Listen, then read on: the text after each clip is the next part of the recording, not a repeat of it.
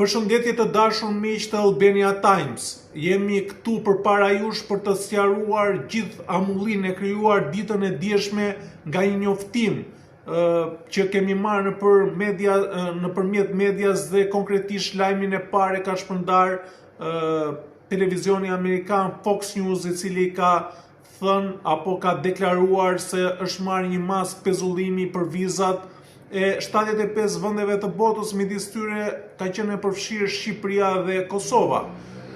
Vetëm ditën e sotme, pra mesditën e sotme të datës 15 dhjetor të vitit 2026, kemi marrë një njoftim zyrtar nga faqja zyrtare e ambasadës të Shteteve të Bashkuara të Amerikës, në të cilën ka sqaruar se për çfarë është marrë kjo mas pezullimi dhe kur njoftohet cila është data në të cilën fillon ky efekt. Sipas këtij njoftimi, duke filluar nga data 21 janar e vitit 2026, Departamenti i Shtetit do të pezullojë lëshimin e të gjitha vizave emigruese për aplikantët të cilët janë shtetas të vendeve të mëposhtme, ku midis tyre është Kosova dhe Shqipëria.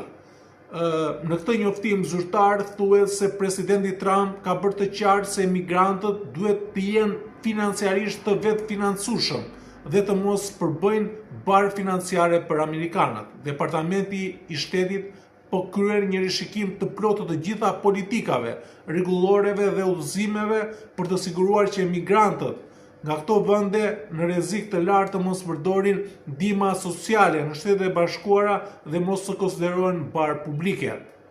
Kështu që edhe për të gjithë ata qytetarë cilët janë friksuar nga ky pezullim, nuk kemi të bëjmë me një pezullim të vizave për të cilat ata kanë marrë, por ata të cilët, qytetarë të cilët do të aplikojnë lidhur me viza emigruese, viza të cilat kanë të bëjnë me punën apo viza me bashkimin familjar. Edhe kjo është për një periudhë të pacaktuar derisa të kryhet një hartim apo një konsolidim i plot i politikave të administratës Trump.